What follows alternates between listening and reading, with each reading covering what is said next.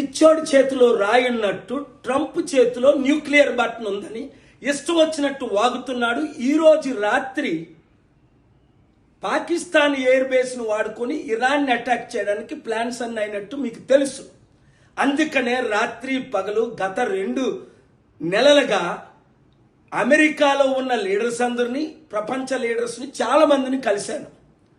అందుకే ఈరోజు నేను వార్నింగ్ ఇచ్చాను. సో మీరేం చేయాలి? మీరు ఒకటి ప్రార్థన చెయ్యండి, ట్రంప్ మారినట్టు లేదా గుండాగి చచ్చినట్టు. ఎందుకంటే ఇక్కడ పాకిస్తాన్ నేను మిత్రుని అంటాడు, ఇండియా నేను మిత్రుని అంటాడు, నేను శాంతి దూతను అంటాడు, యుద్ధాలు ఆపడానికి వచ్చానంటాడు. ఇప్పుడేమో యుద్ధాలు తప్ప ఇంకోటి చేయలేదు. రష్యా యుద్ధం గంటలో ఆపేస్తాను అన్నాడు. 120 రోజులు అయింది. ఆడు కనీసం పుటిన్ ప్రెసిడెంట్ ఆడు మాటే వినడం లేదు. యుక్రెయిన్ ప్రెసిడెంట్ వైట్ హౌస్కి పిలిపించి ఇన్సల్ట్ చేశాడు. అందుకనే సౌత్ ఆఫ్రికన్ ప్రెసిడెంట్ ట్రంప్ని వైట్ హౌస్లో ఇన్సల్ట్ చేశాడు. ఈ పిచ్చి చేష్టలన్నీ చూసి ఇలాన్ మస్క్ గుడ్ బై చెప్పాడు.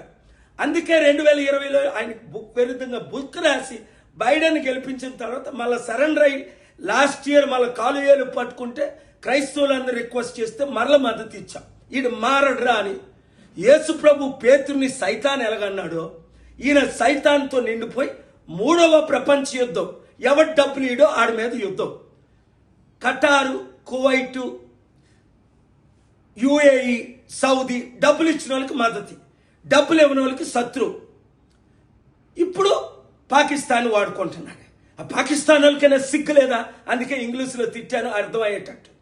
కనుక అమెరికాలో ఉన్న 535 సెనేటర్లు, కాంగ్రెస్మెన్ తెలుగువారు, మీరు అమెరికాలో ఉన్నారు, కాల్ చేయండి. వాళ్ళకి ఆల్రెడీ ఏప్రిల్ 28 నుంచి లాస్ట్ వీక్ వరకు కోరీ బుక్కర్ని, ఏమీ కోరుతూ బర్నీ శాండర్స్ని, John Thune, Ted Cruz, Lindsey Graham, Sam Brown అందరినీ నేను వెళ్ళి కలిశాను, కొందరు నన్ను వెళ్ళి కలిసి. కనుక ఈ యుద్ధం ఆగాలంటే ఒకటి ప్రార్థన చేయాలి, 2 మీడియా అందరూ దీనికి ప్రెషర్ చేయాలి, ప్రతి ఒక్కరు నోరిప్పి మాట్లాడాలి.